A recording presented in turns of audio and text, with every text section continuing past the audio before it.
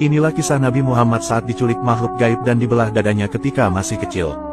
Dahulu, tidak ada seorang nabi pun yang terlepas dari cobaan ujian tetesan air mata dan musibah yang menyedihkan. Hal inilah yang juga dialami Rasulullah Shallallahu Alaihi Wasallam dalam memimpin dan memperjuangkan agama Islam. Ujian dan musibah yang dialami sang nabi ini sudah terjadi sebelum beliau lahir. Dahulu, Nabi Muhammad terlahir dalam kondisi yatim karena sang ayah telah wafat saat Nabi masih dalam kandungan. Di masa kecilnya, Nabi Muhammad diasuh dan disusui oleh Siti Halimah As-Sa'diyah. Ketika dalam asuhan Siti Halimah, Rasulullah pernah diculik oleh sosok makhluk yang sangat aneh sekali. Makhluk itu tega membelah dan mengobok-obok perut Rasulullah serta tega mengambil organ tubuh di dalamnya. Peristiwa penculikan ini akhirnya membuat keluarganya terkejut dan panik, mereka lalu mencari keberadaan Nabi Muhammad yang hilang. Kejadian itu berawal ketika Nabi Muhammad masih berusia kanak-kanak. Dikisahkan, pada suatu hari Nabi Muhammad kecil sedang mengembala kambing di belakang rumah bersama saudara-saudaranya.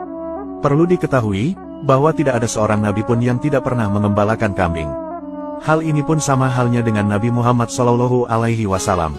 Ketika sedang mengembalakan kambing, tiba-tiba datanglah dua sosok makhluk aneh yang berkostum pakaian warna putih menghampiri Rasulullah Shallallahu Alaihi Wasallam.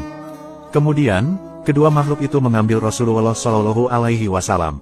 Kejadian aneh ini sontak membuat teman-teman serta saudaranya berlarian dan melaporkannya kepada Ibunda Siti Halimah dan keluarga. Setelah itu, maka dilakukanlah tindakan pencarian. Kedua makhluk yang mengambil Rasulullah itu ternyata adalah malaikat.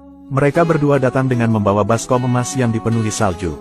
Kedua malaikat itu lalu membaringkan Rasulullah, kemudian membelah perut Rasulullah dan mengaduk-ngaduk isi perut Rasulullah. Mereka sepertinya mencari sesuatu di dalam organ tubuh Rasulullah Shallallahu Alaihi Wasallam. Setelah beberapa saat, para malaikat lalu mengeluarkan sebuah organ gumpalan hitam dari hati Rasulullah yang ternyata adalah bagian dari setan. Malaikat itu kemudian membuang gumpalan hitam itu. Kemudian, malaikat mencuci hati dan perut Rasulullah dengan menggunakan salju yang bersih, ada pula yang mengatakan menggunakan air zam-zam. Ternyata, para malaikat ini diutus Allah untuk membersihkan jiwa Rasulullah Shallallahu Alaihi Wasallam. Sehingga, beliau kelak menjadi manusia yang suci batin dan zahirnya.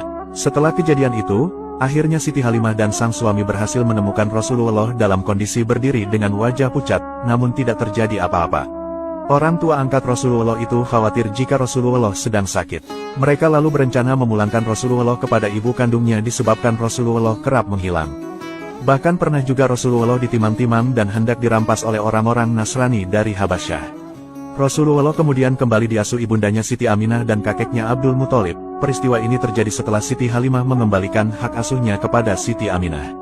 Rasulullah juga selalu dalam penjagaan Allah Subhanahu wa Ta'ala. Ketika hari berganti hari, bulan berganti tahun, Rasulullah lantas tumbuh sebagai anak-anak yang sempurna dan baik. Inilah anugerah besar yang Allah berikan kepada Nabi akhir zaman. Suatu ketika, sang ibunda Siti Aminah mengajak Nabi Muhammad untuk berziarah ke makam ayahnya Abdullah di Madinah.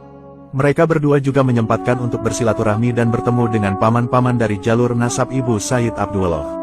Paman ayah Rasulullah itu sendiri dari keturunan Bani Adi bin Najjar. Peristiwa ini terjadi di tahun ke-7 jauh setelah terjadinya tahun gajah.